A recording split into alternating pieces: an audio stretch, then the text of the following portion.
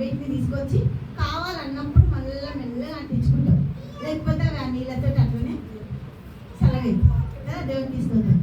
మన జీవితాలు కూడా అట్లే ఉంది కదా. ఉన్నాయా? ఎంతమంది అంటారు ఉన్నాయని? ఉన్నాయి. చల్లారిపోయినాం, ఎక్కడ మండట్లేదు. ఏసయ్యా ఏమాయ ఊరికి వెళ్ళేటప్పుడట దేవుడికి మహిమ కలుగును కాక, ఎమ్మాయి అనే ఊరు నుంచి వస్తుంటే ఏసైతో పాటు వాళ్ళు కూడా వస్తుండ్రు. శిష్యులు మాట్లాడుతున్నారు. సావాసం వాళ్ళకి అర్థం అవ్వట్లేదు, అనైటింగ్ పాస్ అవ్వట్లేదు. వాళ్ళకి దేవుడు వస్తుండో అని విలువ తెలియట్లేదు. వాళ్ళకి దేవుడితో మేము నడుస్తున్నాం అనేది తెలియలేదు. వాళ్ళకి నార్మల్ పర్సన్తో వెళ్తున్నామే అని అనుకుంటుండ్రు అంతే.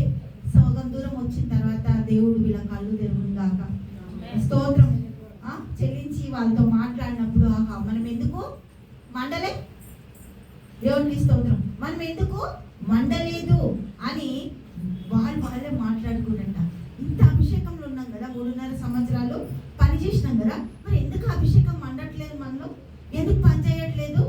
ఎందుకు మనకు ఆ ఒక అభివృద్ధి కనబడట్లేదు? ఎందుకు మనలో నుంచి స్వార్థ పాస్ అవ్వట్లేదు కదా? నాకే, నా ఇంటికి, నా కోసమే అంతే. ఇంకా నేను ఎవరి కోసం చేయను. బయట ఎన్ని దారుణాలు, ఎన్ని భయంకరమైన పరిస్థితులు, ఎన్ని విషయాలు అసలు మనం చూడలేనివి, చెయ్యలేనివి, ఎన్ని భయంకరమైన పరిస్థితుల్లో లోకం కొట్టుకుపోతుంది. కానీ మనం మాత్రం చాలా హ్యాపీగా ఉన్నాం. ఎందుకున్నాము? సంఘంలో దేవుడు భద్రపరిచింది కాబట్టి మనం చక్కగా ఉన్నాము.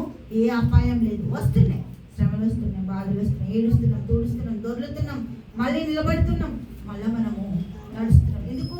ఆయన ఒక కృప మనలో ఉంది, మనల్ని ముద్రించిండు ఆయన పరిశుద్ధాత్మతో. కాబట్టి మనము నడుస్తున్నాం. మరి మండల నాశ లేదా? దేవునికి స్తోత్రం. మండల నాశ లేదా? మండొద్దా మనము?